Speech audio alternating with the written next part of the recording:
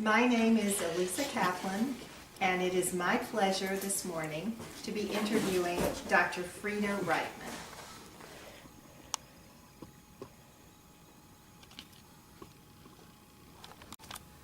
Freida, it's an honor and a pleasure to speak with you today. Can you tell us when and where you were born? I would assume so, but since I'm going to move in 4 days, I may turn to look at things just to make sure. I was born in New York City, September 19th, 1928. And can you tell us a little bit about your parents and siblings? Right. My mother's name was Sadie Blatter, and she was born in 1896 in Tarnopol, which I think at that time they was in Austria. And my father's name was Robert Nassau. He was born in 1876 in Pinsk, Russia.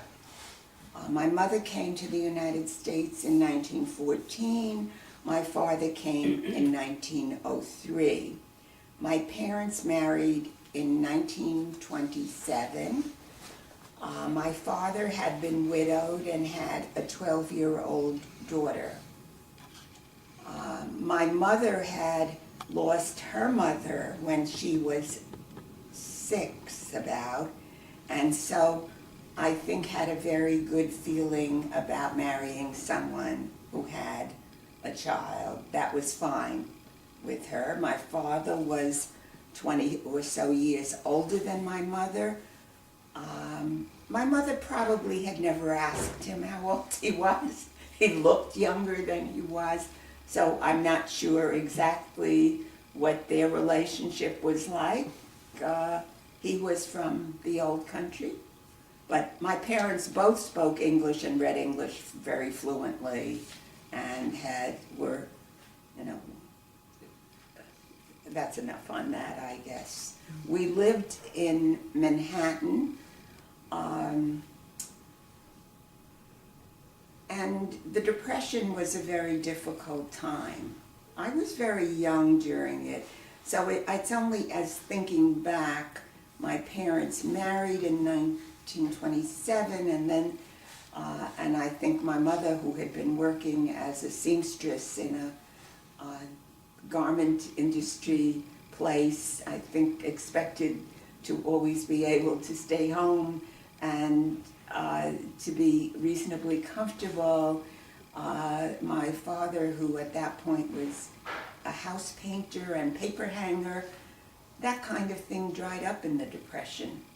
And I think things were very difficult. I always had food to eat, I always had clothes to wear. We always had a home and a place to live, and it was Manhattan most of the time. And, but that's what it was, I'm sure. My stepsister, my half-sister, I guess, lived with us, of course. In fact, I did not know that she was not my mother's daughter until I was much older. I can't recall how much old, 15, I don't know how long it was. Where in Manhattan? You live uptown, downtown? Well, when I was very young, we lived on 135th Street. Before that, we lived, I think, East 97th. Then we were at West 135th Street, which is near Lewiston Stadium. And then we moved to 85th Street and Amsterdam Avenue. So that's mid-Manhattan. And I don't know, what else do you want to know about that? So, did you have any other siblings besides No. your half-sister? It was your half-sister and you. Right. Well, can you describe your parents' home from a Jewish point of view? Okay, it was a kosher home. This was something my mother, she thought that was her job to decide what it was, and that's what it was. They did not belong to any institutional thing, Jewish stuff. But I was, Jewish to my core. In without ever having belonged to a congregation, which I think is a very interesting thing because, it's different that way. And living in Manhattan, I don't know, so that's... So the neighbors and your friends Mostly the were neighbors Jewish? were not Jewish. When I was very young, when we lived on 135th Street, the person I played with a lot was the daughter of the kosher butcher, who was, so I don't know how many Jews were in the neighborhood, but my elementary school did not have many Jews. I was one of 2 Jews in my class, and guess what? The 2 people who were generally at the top of the class, it was in a building that is shared with the High School of Music and Art, which I don't think that's true now of an elementary school, but so I walked to school. I did not go to kindergarten. At that point, it was half-year school, and since every semester, no, there were 2 semesters, and you could enter at either time.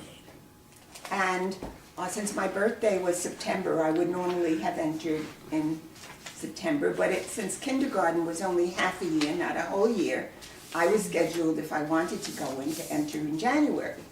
Well, in January, it was a freezing winter, and my mother couldn't see why I had to go to school. I was already reading, you understand, so, and she couldn't see why I had to go out in this freezing weather to walk 3 blocks. No, we had no car. I mean, my parents never had a car. Public transportation was how we got around in New York City, and it's perfectly good way to move, so that, was the way it was. Tell us a little bit more about your early education. It seems it was... I mean, you want to know about Jewish education? When my parents moved to 85th Street, my mother enrolled me in a Hebrew school at the Jewish Center on 86th Street, which is an Orthodox place, very well regarded, with Rabbi Leo Young was the rabbi. He's a famous Orthodox rabbi. I don't think I ever had much to do with him. So I started not knowing how to read Hebrew or anything at age 11, and I went for about 3 or 4 years, after which I read Hebrew fine and knew whatever I learned from it, lots of things that I had not known before, so, and that have stayed with me all my life. So it was, in some ways, maybe that's a better time to learn about the Bible and about holidays and about, did we celebrate holidays? I did not go to school on a holiday, but as I said, we didn't have any affiliation as such. Passover, my mother's changed all the dishes, did clean up. That was all done. My father had a very strong Hebrew education. He had Semicha at age 16 in Europe. His father was a famous rabbi. His father died a pretty difficult death from prostate cancer. And anything I know about my father, I know through my mother. He would never talk about anything. And he at one point decided he didn't really care for religion as such. He was always, whatever he was, but I never heard him rail against it. I never heard him discuss it. My mother wanted me to go to Hebrew school. I went to Hebrew school. I got a Hebrew paper at home. He read it. But he did not practice in any meaningful sense. I'm sure my mother didn't know that when she married him, that he wasn't going to get up and put tefillin on or anything like that. So I really had very little that, but I felt completely and absolutely Jewish, and I did not eat any food that wasn't kosher until I was 19 or so. Well, I have another question about your early education. It seems you zoomed through it. Yes, I went through elementary school. As I said, I read already when I went there. And so in 5.5 years, I finished the 8 years of elementary school. They were always skipping me, and my mother didn't stop it until I was like in 7th grade. So I didn't skip after 7th grade. All of that was 1A. See, it was 1A, 1B, 2A, 2B. So I went from 1A to 2A to 3A to 4, until, so I finished. And Was that good? I never found it was a problem. So I entered high school at 11 and a half. I think had I been a boy, there would have been a lot of different kinds of problems. I never felt it was a problem being younger. And I guess when schooling comes very easy to you, you never particularly learn that you have to spend time on homework. I mean, that I couldn't understand that people, were spending hours or something. I don't know. I just, it was easy, and it didn't seem to make a big difference in any way that I could determine. Right. Which high school did you go to? I went to Julian Reitman High School, and that had an honors school at that time. So I got into the honors school from the beginning. The person who ran the IQ testing in it invited me to work on that IQ squad, so I was involved in grading other people's IQ tests and whatever. So here I am, And I met my best friend in high school that first day. She was about a year older, so she was still pretty young. But it was not that unusual like it is today. Today they believe you make this class as dense as possible, so people are still learning even though they know things. And there were, gaps of certain geography I never really studied, like some Latin American stuff. But yes, I did zoom through. Then I started high school, and I did make this one friend who was someone who was similar to me in being able to learn easily and being interested in learning. And so she was my close friend all the way through high school and college. So when you graduated from high school, you went to college? I did. It was always expected of me that I would go to college. And I do remember that my mother told me that some of the family felt, why were they sending me to college when money was difficult? I should go out and work. My mother never felt that way. And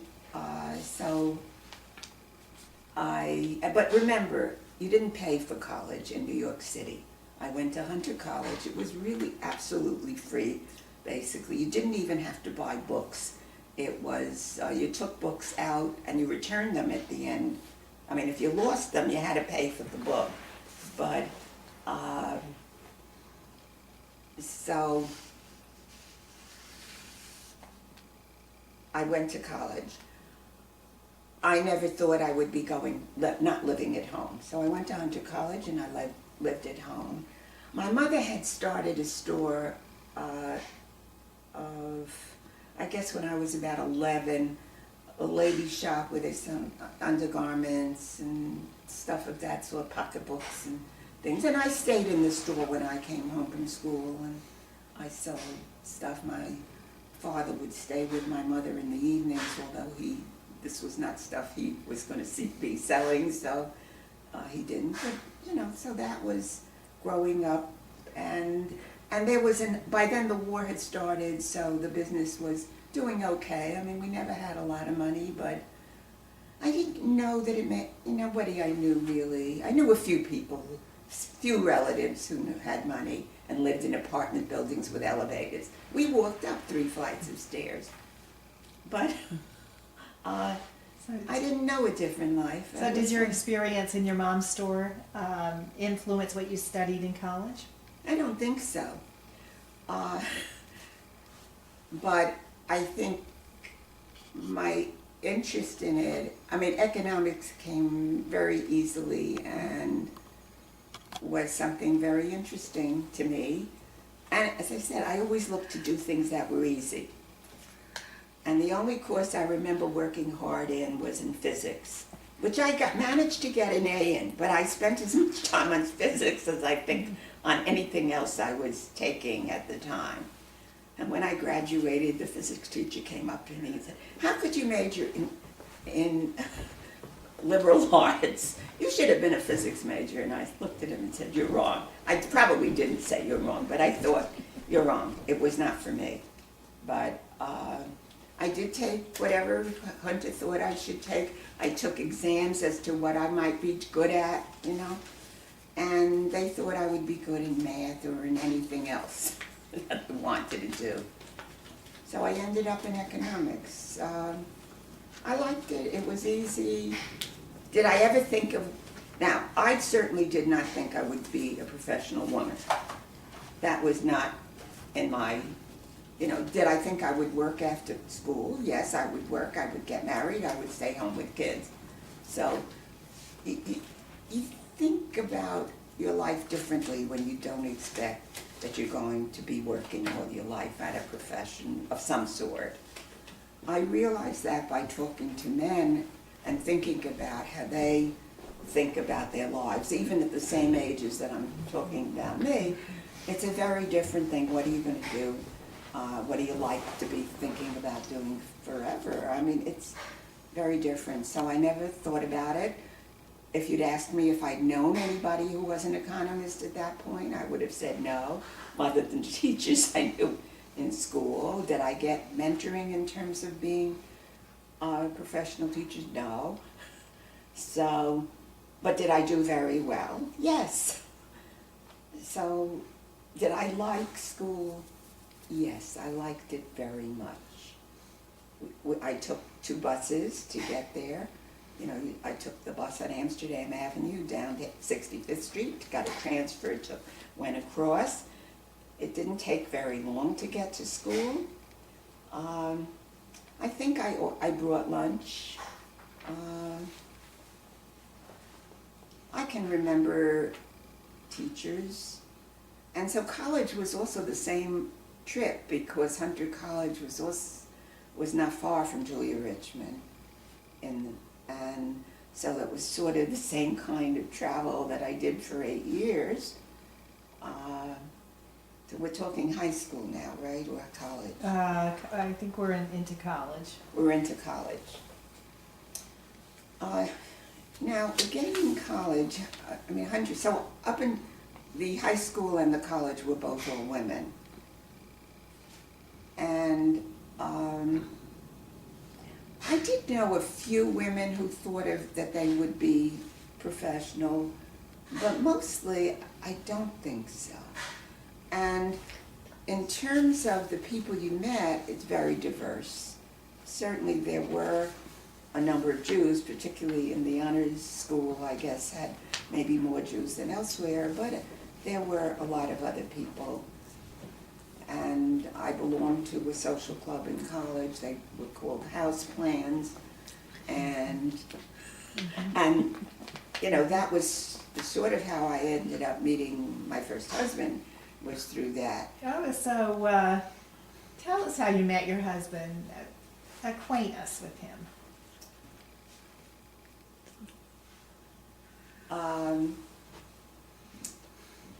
Okay, how did I meet him? I belonged to a house plan in college, but I also had this friend that I mentioned who was the daughter of the kosher butcher in the other place I lived. And she had a friend who was going to have a party, and I got invited, and I think a number of my houseplan friends, but now I'm not really sure who else was there. But that was the party at which I met my husband, was through, basically, I guess, through my friend from childhood. And her boyfriend was with a houseplan from City College, where my first husband was after the war. So there were a whole group of guys, vets, who came back after World War II when they were going to City College in New York. Many of them were engineers, but not all. There were psychology people. There were a number of different friends of his. So there was this group who was invited. And actually, at that party, I met not only the man I married first, but also Julie, who is my current husband, was there too.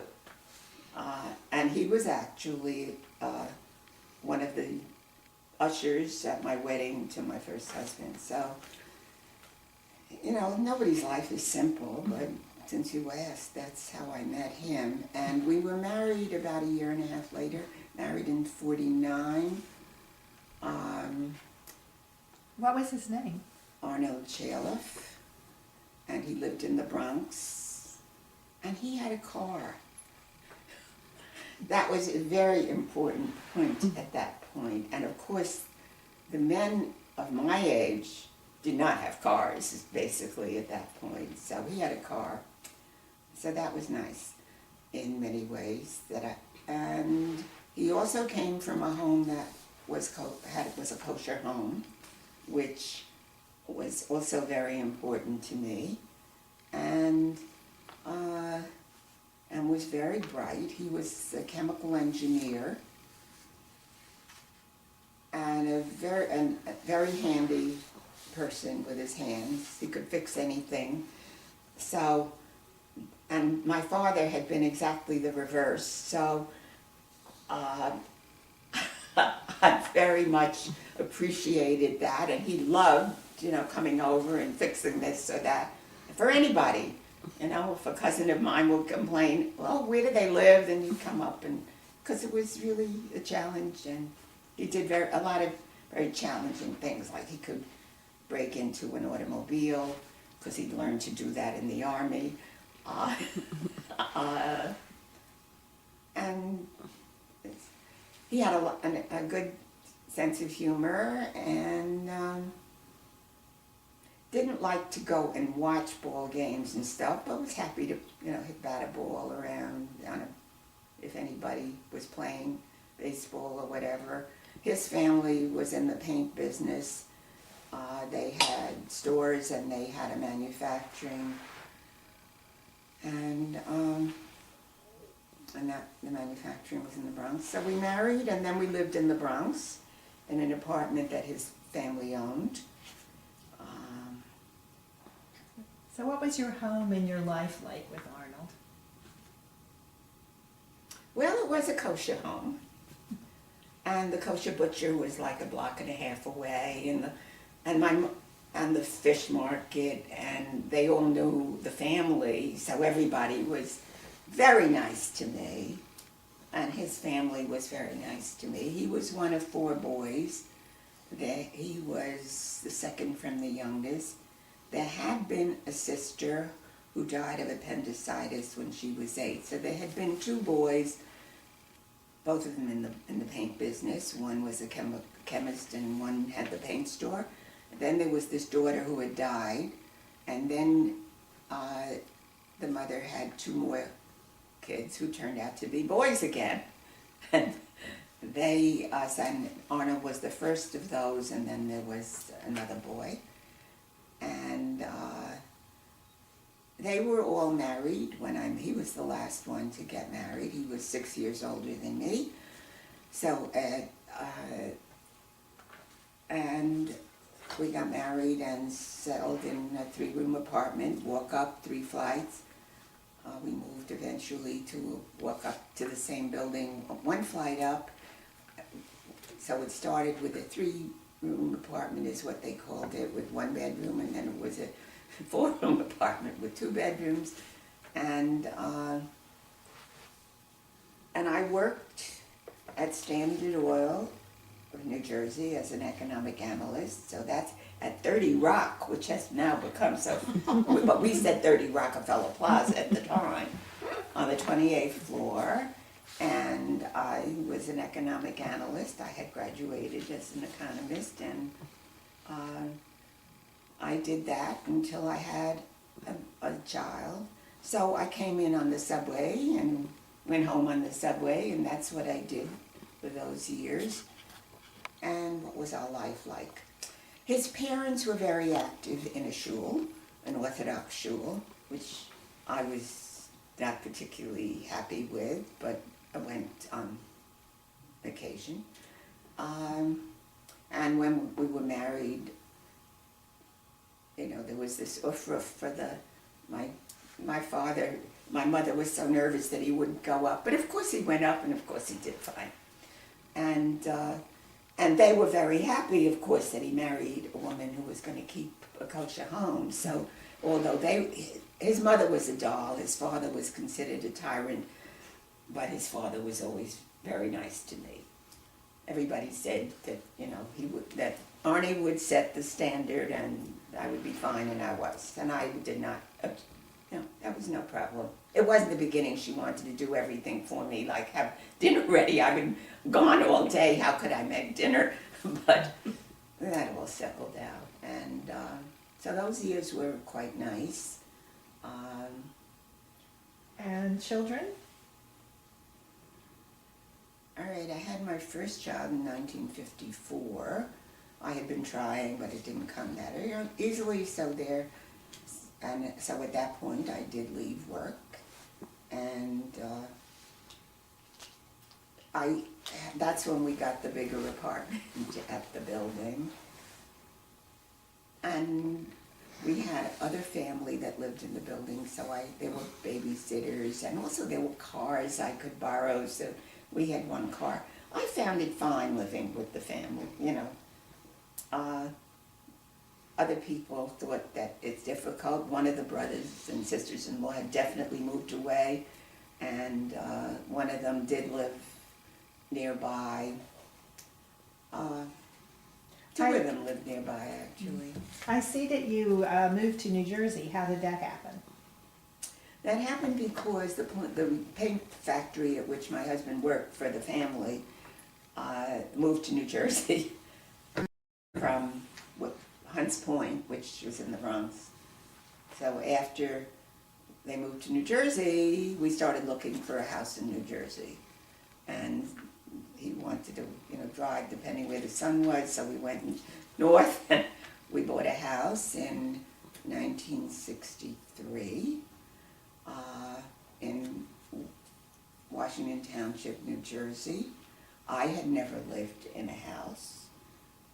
I was always in an apartment. I don't think he had either. It was always apartments. But that was just his thing, this needs fixing, that needs fixing. This you have to do, that you need to do. And I didn't know anything about plants or anything like that. But, and it was a very nice community. And the rabbi there, Andre Unger, was a very special guy. And so this was the first time in my life that I ever really belonged to a congregation. And my kids were then 3, 6, and 9, I think, more or less. And the 9-year-old had already started going to a Hebrew school. We had moved, before we moved to New Jersey, we had lived in a co-op building in the Bronx, the Butcher's Co-op, Amalgamated something or other. Amalgamated Meat, whatever. We lived there for 4 years, but then we moved to New Jersey because the plant had moved. So, and you joined a conservative congregation? Yes, it was a conservative congregation, and had 2 neighbors, one of whom had a kosher home and one who didn't, belonging to that temple. And so I had friends right away, and that worked very well. It was very busy in the beginning when you moved, never having lived in a house, and you're transporting. Well, the kids walked to school, the older kids, but the one who went to whatever, I guess I drove. And that went along. Did the girls have bat mitzvah ceremonies? Yes, they did. The bat mitzvah ceremonies, though, were Friday night ceremonies. The boys had the Saturday morning, but the girls did not. But my husband did not see that because he died after we had moved in a year and a half. He died in an automobile accident. Mm-hmm. So that was 1965. Oh. So I'd been there a year and a half.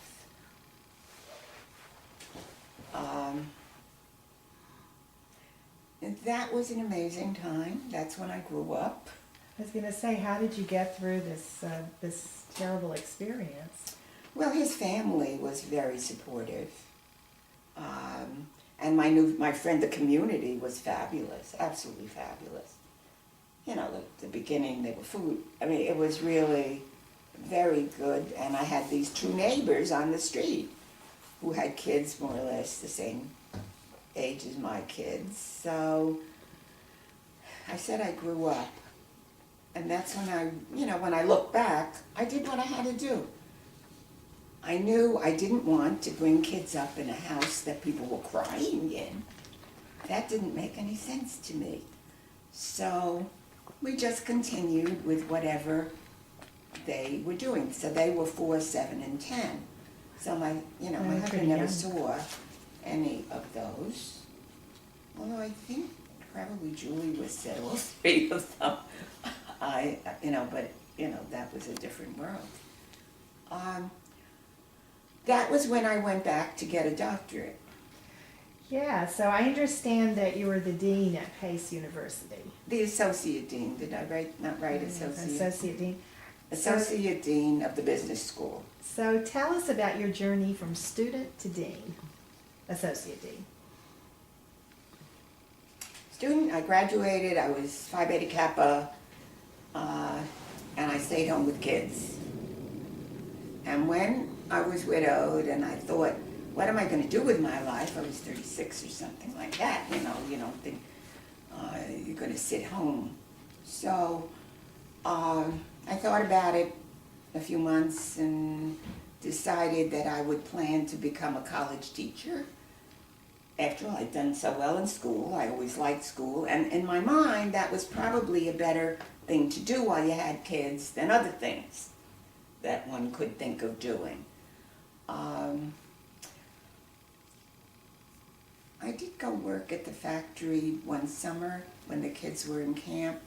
That's part of how I managed also, by trying to get the kids in camp in the summer, at least as they were older. But What kind of camp did they go to? the girls both went to Ramah. Norm went to SAC. That was a science camp. And he was not terribly happy about camping.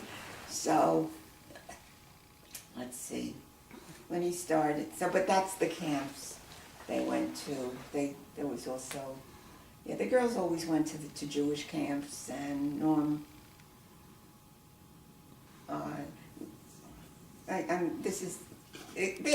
all the problems there are with kids. This one, this thing, this one, that thing, this, the other, and you do your best to work it out.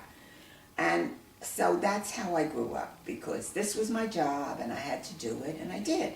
And in terms of going to school, I, tried a few interviews at different places and decided to go to the new school for social research, because by then I had a master's degree. While I worked for Standard Oil, I was going to school, they paid for it, so I got my master's degree in economics from NYU, which was not that far to go to from work.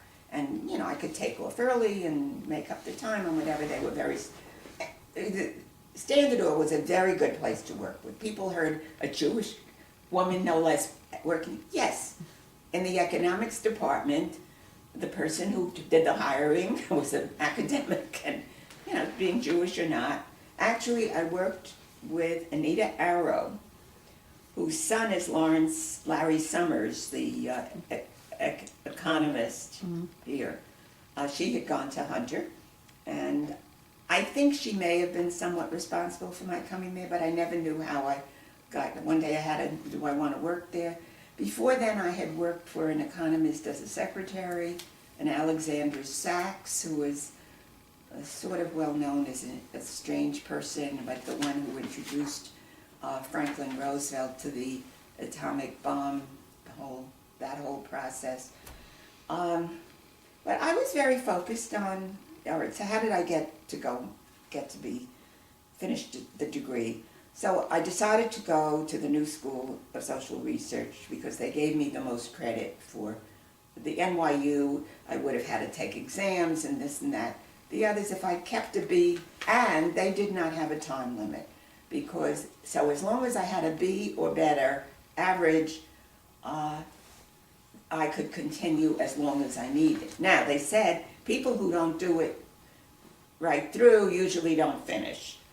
but but I said, look, I'll finish. I thought I would. And, well, I didn't know what would happen. But I wanted to start, and that seemed to me the best deal I could make. They gave me a lot of credit for what I had, and I didn't have a time frame. So I took one course a semester for a long time. So it took me 11 years, I think, to finally finish the dissertation and get the degree. I was already married to Julian at that point. But, so I enjoyed going to school. I'd always enjoyed going to school. And it worked out with the kids. And when I talked to them recently, they didn't feel that anything difficult about it. They always had babysitters they liked. There were things they were doing. They were busy, whatever it was, dancing, whatever. They were all busy, and they never felt that was strange, that was the role. That was what I did. But I wasn't gone that much, because one course a semester, it didn't mean that day I went out, drove to New York, and this, that, and the other, and then when it got later and I was working on dissertation stuff, but it was good for me, and it worked out fine. I did a thing at the Hebrew school, and not the Hebrew, it was at the temple, in the library. I did a thing, I forget what we called it, for the 3s and 4s on Friday afternoon. So, I did what I don't remember. Mostly running a house, and as I said, his family was very supportive. If I needed I had one brother-in-law who, until I remarried, every week he called me and said, "Do you need anything?" So when you have, did I need anything? Mostly not, but at least there was something, and and I was very lucky between insurance. We'd had a new house, and at that point you got insurance on it. And, there was enough. I never felt that I didn't have enough money. So that, it wasn't that I went to work. I didn't go to work. Now, what I did, I did do adjunct teaching. I started to teach. I had the master's, you see, so I could, at that point, be an adjunct, you could do that, and I taught in a number of different schools. So tell us a little bit about the research you did for your dissertation. What was your topic? My dissertation, it was on residential vertical services at the telephone company. So it was a statistical project. Vertical services are the things you get from the telephone company other than the line. The various things, whether you have other phones, whether you get call waiting, whether you have all of these other things that you pay for. It was trying to study the demand for the elasticities, that is, how sensitive they are to changes in price. Since a regulated industry, they were interested in finding out what the effect was on price. How did I get to that? There was a person working with AT&T who was an adjunct professor at the new school, and my professor, whom I was close to, was Robert Heilbronner. I don't know if you're familiar with him, but he's written, he was a very well-known guy. Mm-hmm. Who wrote The Worldly Philosophers is the book that most people know about. But so I was very friendly with him, and he put me in touch with this guy who he knew needed, at that time he could hire, he had money for computers, but not to hire someone. And somehow or other, I got to be the person. I think he probably had some hesitation when he saw this older woman doing this. But that's how I learned computers is a pretty early time, and doing statistical work. And so that's what I worked on. So your process, you did a survey of... No, it was worked on the data that they had. There were 48 states, so you had data of this on this information on 48 states, and there are statistical packages, which is how I learned about all using those things. So I really got tremendous training from that point of view. However, I never got really much published from it, although it was accepted. But they didn't really mentor me from the point of view of getting me published. Although I went to see Heilbronner afterwards and talked to him, and he gave me some ideas. But so How did you get to PACE? all right, how did I get to PACE? So when I married Julie, he knew people at UConn, and so I met people at UConn, and I had and I guess after I actually got the degree, which was probably 2 years after I married Julie already. Maybe I even taught before that in the summer. I knew Chiara Frank, I knew these people, and so I was teaching at UConn. And when I got the degree, I did get an offer for a full-time job in the MBA program, and I taught at uptown, where the building was in Schofield Town Road, and also in Danbury. I taught mostly at night because MBA program was at night. And I met very, nice people, and so I taught there, and I did a project there on protecting underground water. There was a lawyer and a geologist up there, and they were looking for an economist, and so that was a very nice offer. But the lawyer was really not a good person to work with. But I did that, and that got published. That was a grant. So I know a lot about underground water in Connecticut. So when I came up here, I got this job teaching in the business school.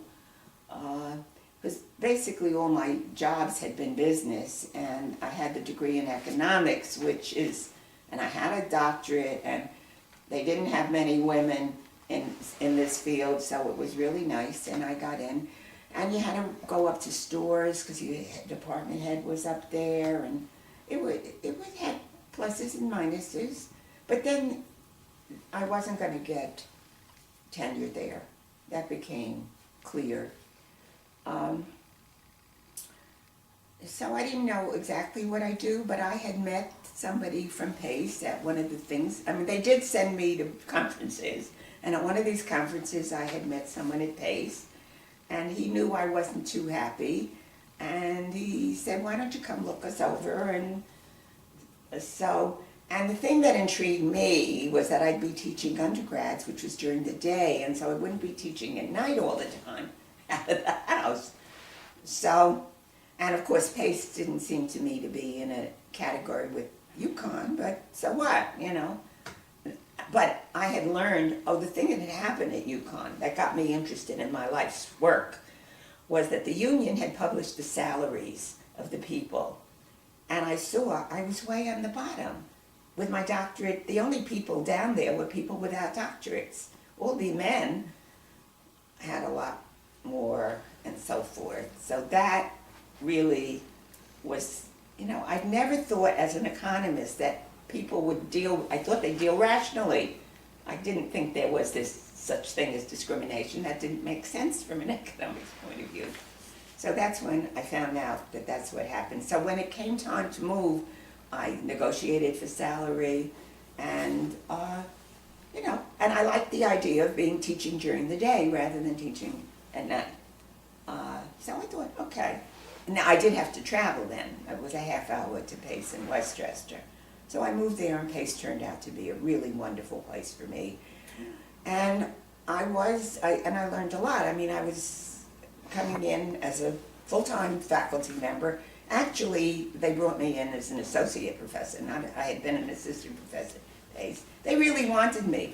They were looking for women. Here I had a very good record. I had the doctorate. I was a woman in a business school with all male faces. So this was a good deal, and I had an interview, and there were a lot of people asking me questions, and there was this one economist, and he asked me some questions, and I gave him a very technical, absolutely I'm not, exactly right answers because I'd been teaching this stuff, and everybody else I was able to answer his question like that. He immediately wanted me to go to work for the economics department instead of the management department. So sometimes luck plays a really big role on this. So I got to PACE, and I had a program where I taught during the day. I think everybody had to do one night class, but that was fun. I was teaching a variety of things, and so what happened? Well, I was in an office with 3 men, and anybody who came in assumed I was the secretary. So I learned about that kind of thing. And they put me to work, the men, in our department, the management department, to get the idea of raising awareness. The guy who hired me, raising awareness of gender issues. And so I put together a program, which they helped me with. But I had lots of examples, and I did that. So I started in school doing that, and when other departments heard about, they brought me in to talk to their departments too. One of the interesting things that I still remember was that I heard about one male professor who knew the names of all the male students but called all the women honey. So you can see what the time was.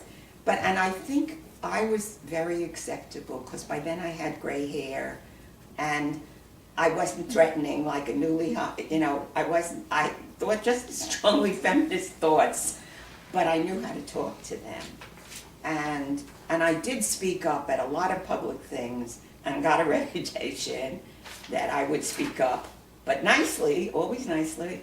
And so soon after that, they asked me to be department. I don't remember exactly how many years. I was there a lot. I became chair of the department. It was a rotating thing, and the idea was different people took the chair. So that was my first real management professor, but I had learned that running a household had greatly prepared me for this.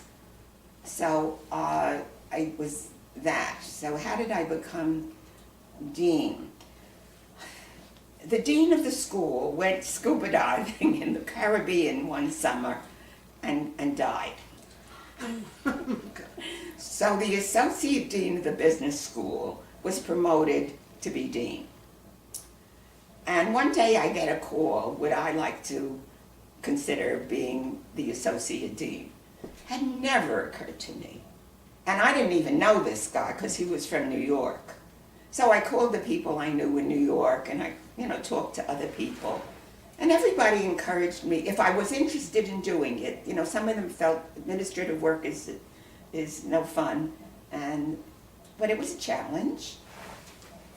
It would mean I had responsibilities on 2 campuses. You realize I was married, at this point.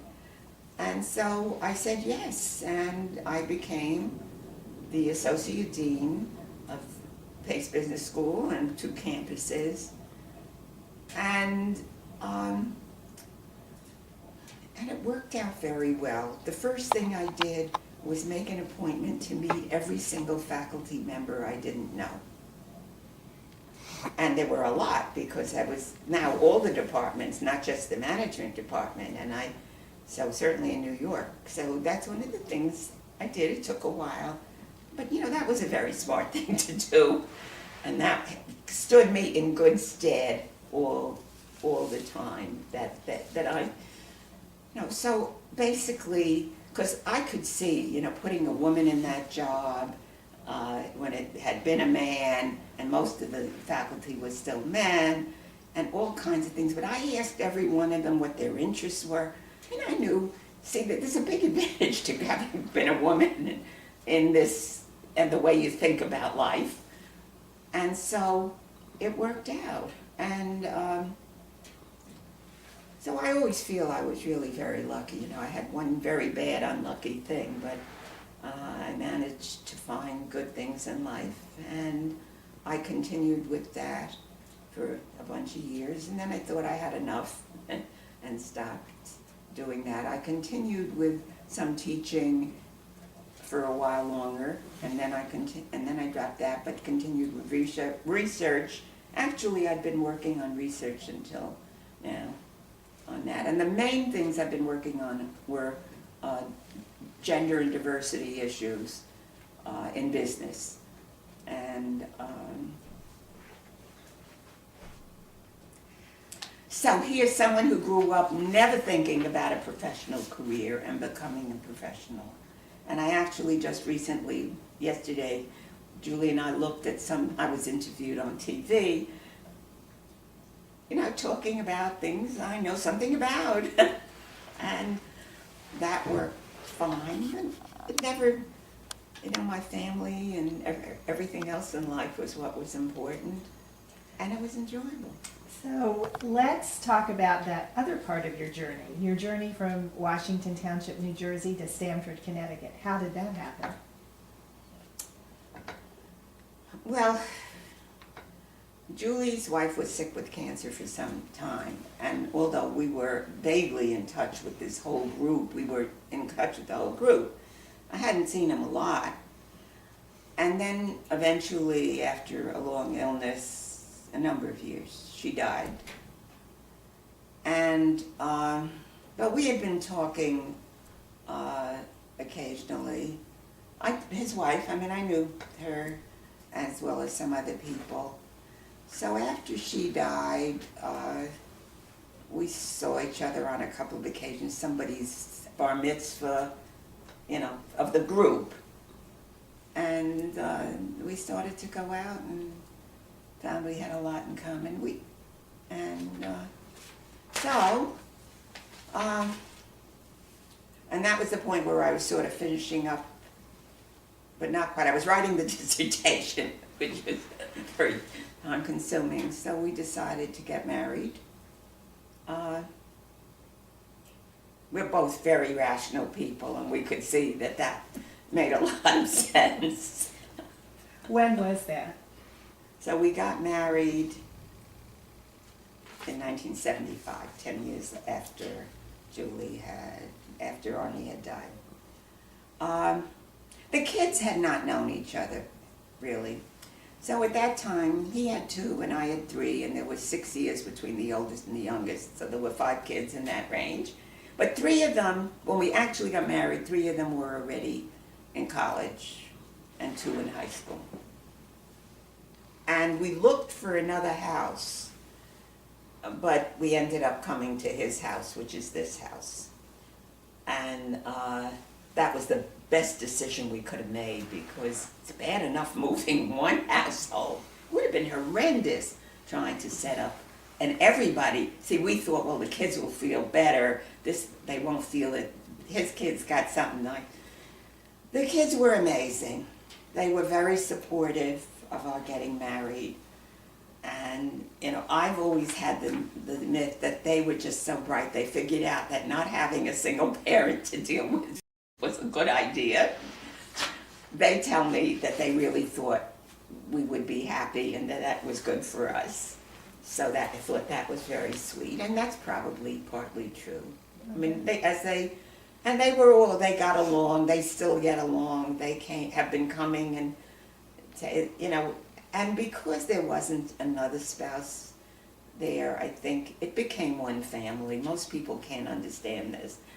But I think that was one key thing, that there wasn't anybody else.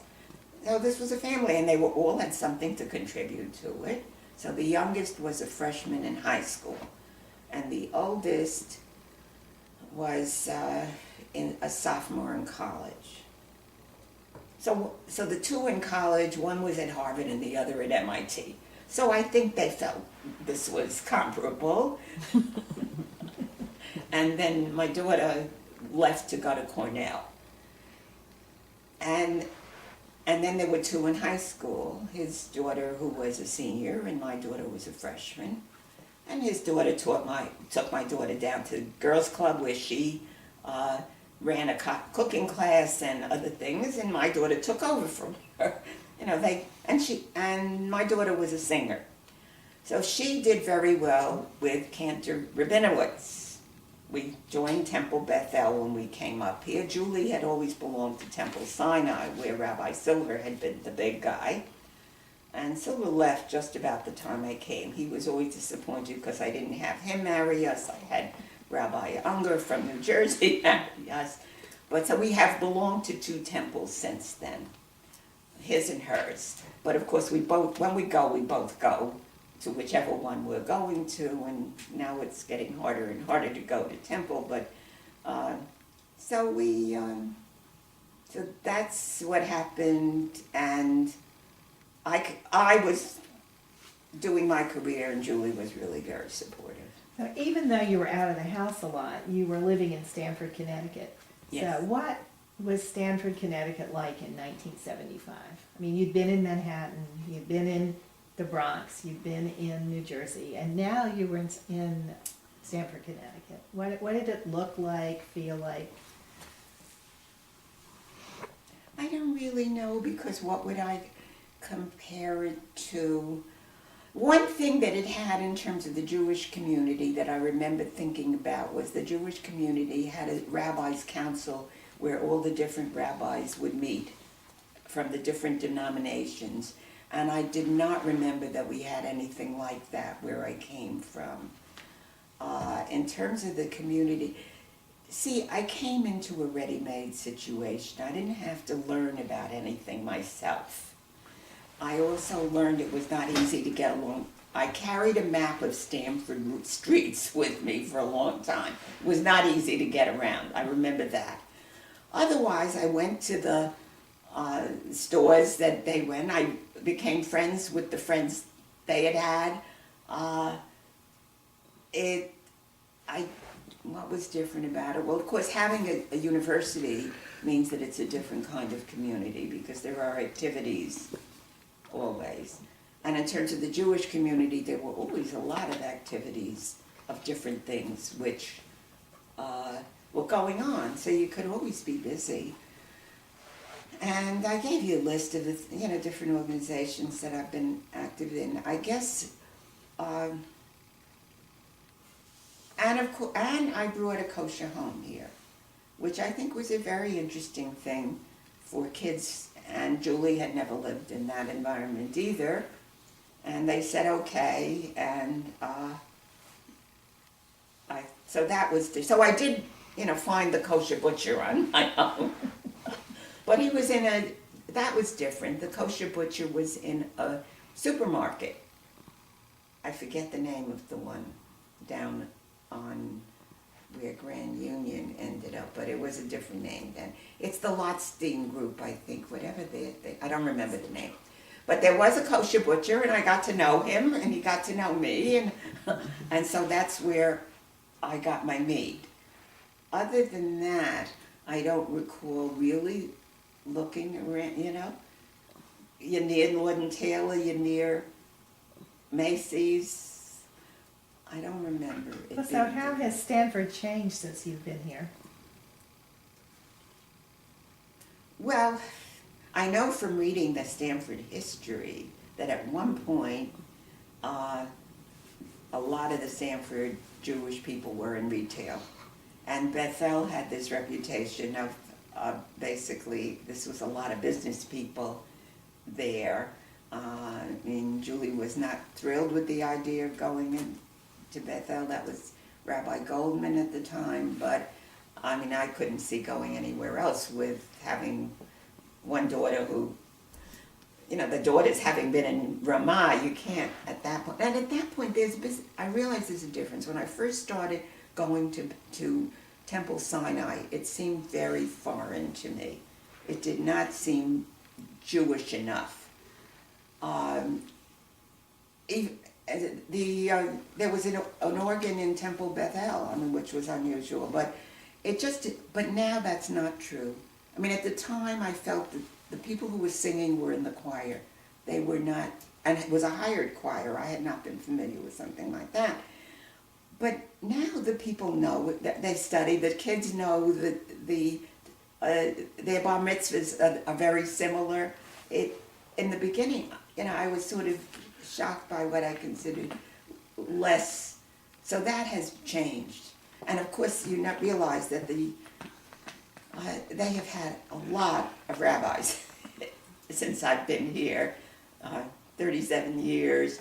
And there were two women rabbis that I'd never experienced before, and we liked both of them, but neither of them stayed that long. One of them really would have liked to get married, and it wasn't a good position for finding someone to marry.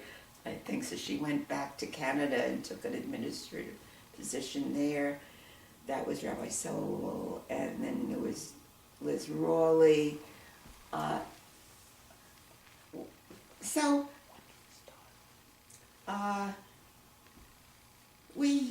We managed. You see, there are friends in both places. In Bethel, we joined a discussion group, and that has been a real. We're still friends with people from there, although many of them are not around anymore. The Manns were in that discussion group, the Fishers, the Fishmans. So we made a lot of friends from there that Julie did not have, perhaps. And then from Sinai, a lot of people, and I also knew a lot of people who belonged to Agudas Shalom. A lot of the people who met me said, you should join Agudas Shalom. I couldn't think of not sitting next to my husband did. So it never even crossed my mind. But at that time, Rabbi Ehrenkrantz was the rabbi, and he was more, not what you would call this over-the-top religious Orthodox person. I don't know how he felt about himself, but it was certainly different from what has happened to it now. I think there were many people, you knew people from all the congregations, and so you didn't only know people like you. And you knew, and I knew, working in university and so forth, I knew other people. It was fine. And one of the things that I did feel happened when recently we had, the Hoffman Lecture has been one of the outstanding things that has been in Stamford also, in addition to everything that all the other places do. And they had this That's man, at Temple Bethel. that was at Temple Bethel, and they had, what's his name? Professor Dershowitz, and also Ben Ami from the J Street, and they were both on the same program. And it was a horrible meeting. I don't know if any of you were there, but they were making bad remarks about. Although it did draw about 1,000 people. Oh yes, but then I saw that there'd been a big fission. It's a division. People who really strongly had positions that was so different from other people and so unwilling to listen that I felt there had been a real change in the community. Now I don't know, should I base it on that one thing? I don't know, but but this is what I read in general about what's happened, and I read what people write, and I read letters to the editor and all of that, so I do think that there may be less of this having friends in all the synagogue, I don't know. What else about the city? Well, it's definitely an older, busier city, and I think it's still a very lovely place to live, and I do feel very sad about leaving it. As a community, it is lovely. And we're sad that you're leaving, but I want to ask you one other thing about your involvement in the general community. Tell us a little bit about your involvement and work at the Stamford Senior Center. Okay, after I was no longer, after I retired, I don't remember who suggested I go. It may be that I had met Jean Franklin or not, but I went down and I started doing exercises there, and they had lectures, and I went, and Jean Franklin had suggested I try the weekly current issues class, go to that one and see what I thought of that. And I really liked that a lot, so I started coming, and then very soon after that, she said, would I like being a facilitator there? And I thought, why not? So I said yes, and then I started, and eventually I was one of two who did it regularly. John Moses was the other one, not Jewish, Lebanese. And I enjoyed that a lot. And it was a very mixed group. It was not all Jews, but a lot of people who read the paper and really could talk. And one of the things that I insisted on when I heard something that sounded like, off the wall to me, what's the source? And as I got people used to, they knew that I was gonna ask the question, so they came prepared to say, well, I read this in, so then you could judge how you want to take it. And it was overwhelmingly probably more liberal than not, but there were a few who were not. And I always made an effort to keep them happy because I felt it was important that people should know that there were perfectly good people who have ideas that might be so different that you think they're crazy, but they still believe them, and you have to deal with this.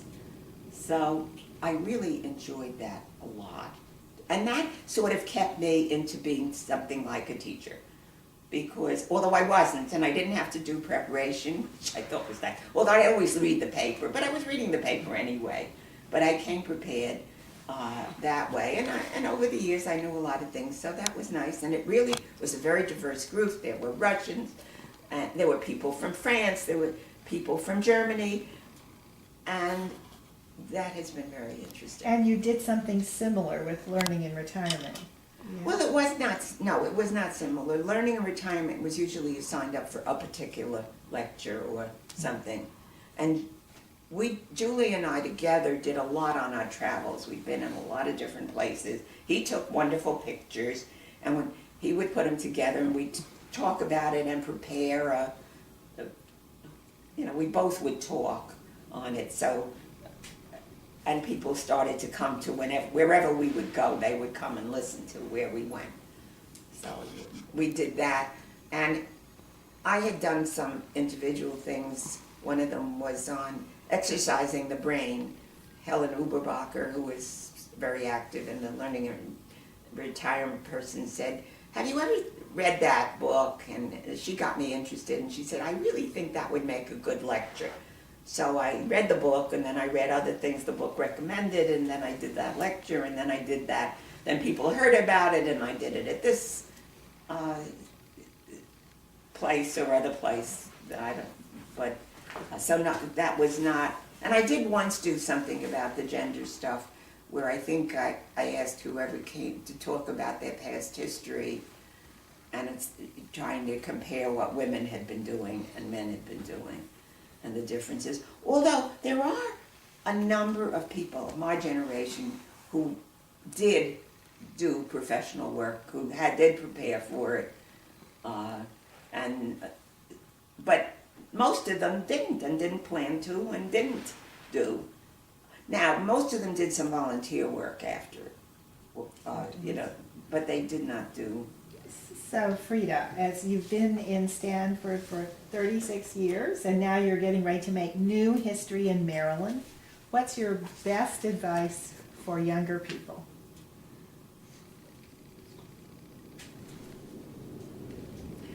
I don't think I can give best advice to anybody, because everybody is different, and there are meaningful differences in what you can do, want to do, and what will make you feel good and fulfilled. And that's very variable. I think one thing I would say is you should always try to have something that you're really enjoying for you, that you're doing, whether, and I just said that recently to my neighbor up the street, who's been here 18 years and is very sad that I'm leaving. And she's much younger than I am, and she's of a different heritage. She's an Asian, has 2 kids, and I said to her, and she's not working right now, although she has been a professional. And I said this, and she said, well, I started taking guitar lessons. And I said, that's a good thing. that's for you, and as you do it, you'll feel better about things. And so I think you have to find something that you care about that you were doing, and whether that's a paid job, a volunteer job, something with family, but you need to feel, you yourself have to feel good. So that's advice I think is general enough that it can apply to everybody in whatever place. In terms of being Jewish, I often think about that, and I don't think I can say anything. I feel there's so many different things happening with that now, and the world is such, I mean, all our grandchildren had bar bat mitzvahs. I feel very blessed with that. And actually, at the last one, who is half Haitian, all the people reading Torah were grandchildren. And I thought, okay, I've done my bit. But what's coming, the world is very different. I don't know that they'll marry Jews or have Jewish kids necessarily. This is the way the world is. And I wouldn't say you must do this. Hopefully, whatever Jewish background you have will be helpful. I always feel it's good to have it, whether you use it or not. But I couldn't give advice on that. Well, like you, we'll have to wait and see. Thank you so much, Frieda. Well, that was lovely. How much did I